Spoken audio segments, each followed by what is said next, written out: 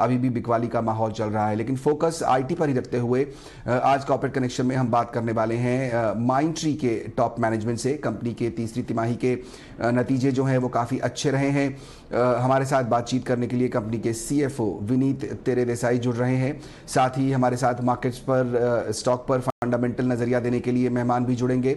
आपको माइंडट्री के बारे में एक बैकग्राउंड दे देते हैं। ये कंपनी 1999 में शुरू हुई थी और लार्सन एंड टूब्रो ग्रुप की एक कंपनी है जो टेक कंसल्टेशन और सर्विस देने का बिजनेस करती है।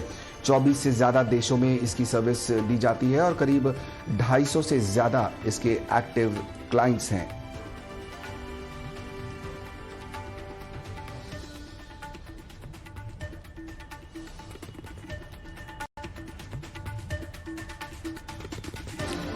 और माइंडट्री के सीएफओ विनीत तेरेदेसाई हमारे साथ जुड़े हुए हैं। विनीत जी, बहुत बहुत स्वागत ईटी नाउ स्वदेश पर आपका। सबसे पहले तो बहुत बधाई, काफ़ी अच्छे नंबर्स कंपनी लेकर आई आपकी।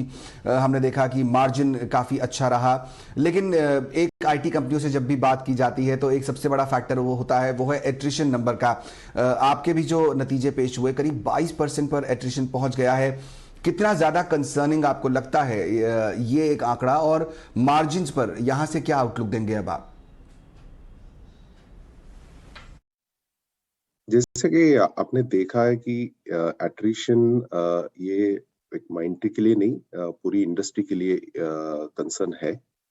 बट उस कंसर्न को भी हमने काफी हद तक मैनेज किया हुआ है, और उसके 2 या 3 कारण से हमने किया है। एक तो हमने हमारी फ्रेशर्स की इनटेक काफी हद तक इंक्रीज की है, और इसका हमें डायरेक्ट बेनिफिट हमारे मार्जिन पे मिला हुआ है। हम फ्रेशर्स कॉलेज से लेते हैं, उनको कई महीनों तक ट्रेनिंग देते हैं और फिर उनको प्रोजेक्ट पे डिप्लॉय करते हैं। और ये जो इनिशिएटिव है उसका हमें काफी हद तक अच्छा रिस्पांस मिला है। तो उस वजह से डिलीवरी पे भी कोई इम्पैक्ट नहीं आया हुआ है, और जो एट्रिशन का इशू था वो काफी हद तक मैनेज हुआ है। तो हमने कहा है कि आगे भी हमें हमारे फ्रेशर का इंटेक जो है वो काफी हद तक इंक्रीज करना है।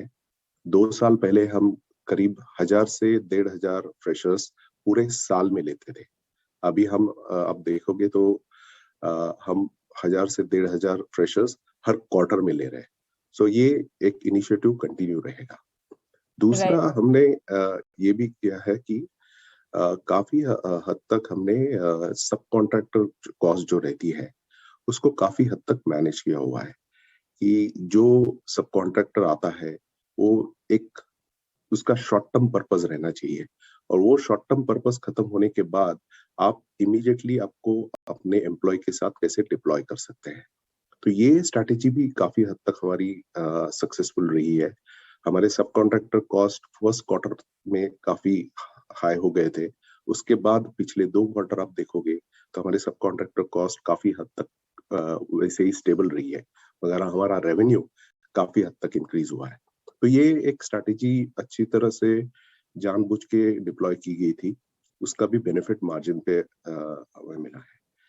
हमें ये भी लगता है कि ये ग्रोथ मोमेंटम जो है, जो डिजिटाइजेशन, क्लाउड एडॉप्शन, ये मोमेंटम और 2 से 3 साल कम से कम रहेगा। आज जो बिजनेस अपना आईटी लैंडस्केप पे एडवांस थिंकिंग कर रहा है, उसका बिजनेस काफी हद तक ये पैंडेमिक जैसे सिचुएशन में भी अच्छी तरह से बाउंस हो सकता है, अगर आपका डिजिटाइजेशन और आईटी लैंडस्केप काफी एडवांस रहेगा। तो काफी कंपनियां डिमांड में, हमें कहीं भी प्रॉब्लम नहीं दिखाई दे रही है। प्रॉब्लम अगर कोई रहेगी तो हम कैसे है हमारे रिसोर्सेस को टाइमली डिप्लॉय करेंगे, वो एक ही कंसर्न है। बट वो भी हमने काफी हद तक फ्रेशर के जरिए मैनेज किया हुआ है। और हमारी मार्जिन के आउटलुक तो हमने पहले से भी बताया हुआ है कि 20% ईबिटा मार्जिन हमें लगता है ये एनवायरनमेंट में सस्टेनेबल है।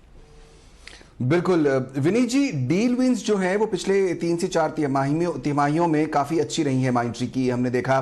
क्या आपको लगता है कि मोमेंटम आगे भी जारी रह पाएगा, और अगर हाँ तो फिर ऐसे में कौन सी ज्योग्राफीज हैं जहां पर आपको सबसे ज्यादा ग्रोथ दिखाई देती है? नहीं, मैंने जैसे कहा कि डिजिटाइजेशन के लिए डिमांड तो काफी स्ट्रांग है। और आप कौन सी भी इंडस्ट्री ले लो, पहले technology industry, communications, media technology industry में आपको काफी डिमांड दिखाई दी। फिर कंज्यूमर पैकेजिंग में काफी डिमांड दिखाई दी। मगर आज आप हर चीज में देखोगे तो हमें डिमांड दिखाई दे रही है। ट्रैवल सेक्टर जो सबसे ज्यादा हिट हुआ था पैंडेमिक के वजह से, वो आज कॉन्स्टेंटली ग्रो कर रहा है। हमारा रेवेन्यू जो पैंडेमिक की वजह से काफी हद तक नीचे आया हुआ था, उसको हमने प्री पैंडेमिक लेवल को क्रॉस करते हुए देखा है। उसमें भी हमने क्या किया है कि हमारा जो ट्रैवल पे पहले फोकस था वो एयरलाइंस और हॉस्पिटैलिटी जैसे कंपनियों पे था, उसका हमने फुटप्रिंट अभी काफी हद तक बढ़ा दिया है। आप उसमें लॉजिस्टिक्स कंपनी ले लो, क्रूज कंपनी ले लो, रियल एस्टेट कंपनी ले लो, फ्लीट मैनेजमेंट कंपनी ले लो। तो आप ट्रैवल, ट्रांसपोर्टेशन और हॉस्पिटैलिटी का अभी जो स्कोप है वो काफी हद तक इंक्रीज हुआ है। करेक्ट। विनीत जी, ये भी समझना चाहेंगे कि जो आपके अलग अलग सेगमेंट्स हैं उनका परफॉर्मेंस कैसा रहा है। जो लार्ज टिकट साइज वाला सेगमेंट है उसका परफॉर्मेंस पिछले क्वार्टर में किस तरह का रहा, और आगे क्या आउटलुक है। साथ ही जो छोटे टिकट साइज के जो जो, जो सेगमेंट है उसके प्रदर्शन के बारे में भी कुछ बताइए।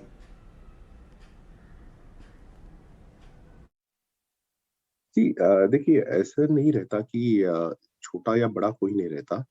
कैसे होता है कि अगर आप डिजिटल ट्रांसफॉर्मेशन पार्टनर किसी के साथ बने हो, तो आपका जो मार्केटिंग रहता है या आपको जो अपने अपने सर्विसेज को सेल करने की जरूरत रहती है, वो टिपिकली आपके फेज वन में रहती है, जहां आपको सब कैपेबिलिटी आपके कस्टमर को कन्विंस करने की जरूरत रहती है, कमर्शियली आपको कॉम्पिटिटिव रहने की जरूरत रहती है। और उसके वजह से क्या होता है कि कस्टमर एक बार आपको सिलेक्ट करता है, तो कोई कस्टमर्स ऐसे रहते हैं कि जो बोलते हैं ये लो, आपको 3 साल का या 5 साल का आपके साथ ऑर्डर दे देते हैं। और कई कस्टमर्स ऐसे रहते हैं कि आपको 1 साल या 2 साल का पहले ऑर्डर देते हैं। वो माइलस्टोन होने के बाद आपको दूसरा ऑर्डर इमीडिएटली मिल जाता है। आपको खाली इतना ही करना रहता है कि आपकी क्वालिटी ऑफ सर्विस में कोई प्रॉब्लम नहीं आनी चाहिए। कस्टमर के माइलस्टोन जो डिफाइन किए हैं उसमें कुछ प्रॉब्लम नहीं आनी चाहिए। तो ये सब जो चीजें हैं अगर आप करोगे तो आपको वहां सेकंड लेवल पे या थर्ड लेवल पे कहीं कंपटीशन काफी कम रहता है। आपको वापस वो सेल करने की प्रोसेस से नहीं जाना पड़ता है। तो जो हमारे कॉन्ट्रैक्ट वैल्यू दिखती है, वो हम जब भी बोलते हैं कि हमारे कस्टमर ने हमें 3 साल या 5 साल के लिए साइन किया हुआ है, तो वो 3 साल या 5 साल बरकरार रहता है। ऐसा नहीं है कि ऑर्डर बुक भी 3 साल या 5 साल की रहे, मगर जो एंगेजमेंट रहती है कस्टमर के साथ, जो एक अरेंजमेंट रहती है, वो 3 साल या 5 साल की रहे।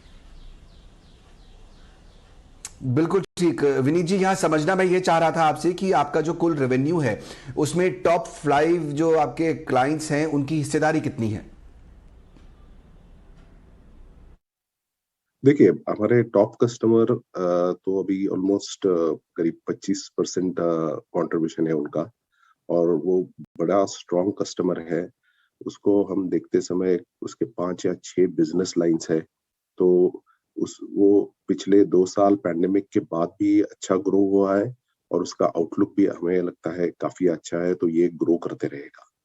मगर आप हमारे टॉप 2 टू टॉप 10 या टॉप 2 टू टॉप 20 कस्टमर्स देखेंगे, तो उसमें भी काफी अच्छी ग्रोथ दिखाई दी है। उसमें रिटेल सेगमेंट्स में ले लो, ट्रैवल जैसे कहा कि काफी अच्छा बाउंस हुआ है।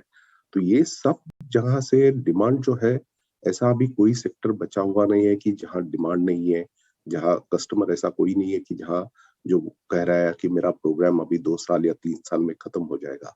सब अब आगे की सोच रहे हैं कि कैसे कस्टमर मेरे पास नहीं आएगा, मैं कस्टमर के पास जाके मेरे प्रोडक्ट्स और सर्विसेज उसको डिजिटल ऑमनी चैनल राउट के थ्रू कैसे मैं बेच सकता हूँ या सर्विस प्रोवाइड कर सकता हूँ। और ये डिमांड बरकरार रहेगी, अच्छी रहेगी। आप कौन सा भी सेक्टर ले लो, हमें लगता है कि उसमें डिमांड काफी स्ट्रांग है। रिटेल ले लो, बैंकिंग ले लो, ट्रैवल ले लो, कम्युनिकेशंस टेक्नोलॉजी ले लो, सब कस्टमर्स अच्छी तरह से ग्रो हो रहे हैं। चलिए, तो मोमेंटम बरकरार रहने की ही उम्मीद कर रहे हैं आप। आपकी कंपनी ने, माइंडट्री ने पिछली तिमाही में ये बताया था कि जो रेवेन्यू है उसमें डबल डिजिट ग्रोथ देखना चाह रहे हैं आप लोग। क्या हम मौजूदा स्थिति को देखते हुए ये उम्मीद कर सकते हैं कि ये डबल डिजिट ग्रोथ जल्दी ही देखने को मिलेगी? नहीं, अभी डबल डिजिट हमने कहा था एक्चुअली कि industry leading double digit growth दिखाना चाहेंगे। और आप अगर देखेंगे हमारे पिछले साल के करीब हमारा रेवेन्यू 30% प्लस से ग्रो हुआ है। आप क्वार्टर ऑन क्वार्टर ले लो या 9 मंथ्स टू 9 मंथ्स ले लो, तो ये डबल अभी industry leading double digit growth की बात जो चल रही है, हमें हमारी एस्पिरेशन तो वही है कि ये हम अगले कई साल तक ऐसे ही बरकरार रहेंगे। और हमें कॉन्फिडेंस है कि जिस तरह की पाइपलाइन है अभी दिख रही है और जिस तरह से हम उसमें विन कर रहे हैं, तो हमें लगता है कि ये industry leading double digit growth आगे 2-3 साल तो चली ही रहेगी और हम उसमें अच्छी तरह से परफॉर्मेंस दे सके। करेक्ट। विनी जी, ज्योग्राफी की बात हम लोग कर रहे थे, उसी पर एक थोड़ा सा और डिटेल में समझना चाहेंगे आपसे कि आपका परफॉर्मेंस पिछले क्वार्टर में अक्रॉस ज्योग्राफीज किस तरह का रहा है। यूएस में काफ़ी ज़्यादा एक्सपोजर है आपका, और आप जापान, मिडिल ईस्ट और एशिया पैसिफिक जैसे मार्केट को भी टारगेट कर रहे हैं। किस तरह की प्रोग्रेस है वहाँ पर? सो हमारे लिए ज्योग्राफी में यूएस सबसे बड़ा मार्केट है। आज भी 73% of the revenue US market से आता है और वो टेक्नोलॉजी एडॉप्शन की जब भी बात होती है तो यूएस हमेशा फ्रंट से लीड करता है। मगर हम बाकी के मार्केट्स अगर देखेंगे, यूरोप पर्टिकुलरली कॉन्टिनेंटल यूरोप या यूके आयरलैंड, उसमें भी आप दो रीजन्स है, नॉर्डिक्स रीजन है या टैक रीजन है, दैट इज जर्मनी ऑस्ट्रिया जैसे। तो ये रीजन्स पेस ऑफ ग्रोथ के हिसाब से अगर देखोगे तो काफी फास्ट ग्रो हो रहा है, बिकॉज यहाँ काफी दिग्गज कंज्यूमर पैकेजिंग और रिटेल कस्टमर्स के हेडक्वार्टर्स है जहाँ से डिसीजंस होते हैं। आप कुछ मैन्युफैक्चरिंग के हेडक्वार्टर्स है, वहां से ये डिसीजंस होते हैं। तो यूरोप ये एज अ कॉन्टिनेंट हम काफी बुलिश है और हमारी ग्रोथ भी वहां से काफी हद तक अच्छी हुई है। अगर बाकी का तीसरा मार्केट जो है उसमें से एशिया पैसिफिक है। अभी हमारा फोकस ज्यादा Australia New Zealand as a market पे है। जापान या मिडिल ईस्ट में हमारा प्रेजेंस काफी कम है, मगर वहां भी हम एंट्री कर रहे हैं और मगर उसके रिजल्ट्स आने में थोड़ा सा टाइम लगेगा। इंडिया इटसेल्फ हमारा एक अच्छा मार्केट ग्रो हो रहा है, जहां हमारे कुछ काफी अच्छे तरफ से कस्टमर्स आ रहे हैं। ये सब ज्योग्राफीज में हमने सीनियर लेवल लीडरशिप लाई हुई है जो अभी ये मार्केट्स पे फोकस करती है। ये मार्केट्स पे वहाँ उनका ट्रैक रिकॉर्ड देखोगे तो कस्टमर्स विंस में या डिलीवरी में वो काफी स्ट्रांग है। तो ये अभी हमारी तरफ से इन्वेस्टमेंट है एशिया पैसिफिक मार्केट में, और उसके रिजल्ट्स आपको अगले 2-3 साल में हमारे नंबर्स में दिखाई देंगे। बिल्कुल। विनीत जी, अभी आप जब हम बात कर रहे थे तो आपने कहा कि आपका कंपनी का फोकस जो है वो हॉस्पिटैलिटी पे, ट्रैवल पे काफ़ी ज़्यादा बढ़ गया है। वहीं से जुड़ा एक सवाल मैं आपसे पूछना चाहता हूं। जिस तरह हम देख रहे हैं कि अब कोविड के केसेस काफ़ी तेज़ी से बढ़ रहे हैं देश और दुनिया में, ट्रैवल हुआ, ट्रांसपोर्ट बिजनेस हुआ, हॉस्पिटैलिटी सेक्टर हुआ, जिनसे आप जुड़े हुए हैं, किस तरह के हेडविंड्स आप देख रहे हैं यहाँ से आने वाले समय में?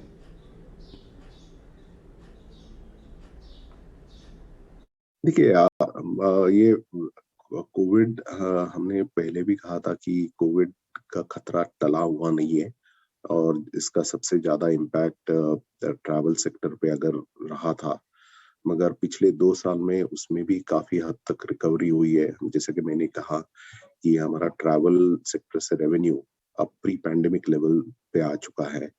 और अभी तक जो हमने देखा है या कस्टमर से बात की है, उसमें कहीं भी ऐसा लगा नहीं है कि उनके लिए उनका बिजनेस पे कुछ इम्पैक्ट है। उनके ट्रांसफॉर्मेशन और डिजिटाइजेशन प्रोग्राम में कई तरफ से उन्होंने कटौती की है। तो अभी ओमिक्रॉन का खतरा है, उसका इम्पैक्ट अभी तो लग रहा है कि काफी हद तक शॉर्ट टर्म ओरिएंटेड है। मगर अगर कोई वेरिएंट आगे आएगा और अगर लॉकडाउन्स और ये वापस आएगा ये ज्योग्राफीज में, तो उसका इम्पैक्ट क्या हो सकता है वो मालूम नहीं है। मगर ओमिक्रॉन की वजह से अभी किसी कस्टमर ने ज्यादा कंसर्न बताई नहीं है।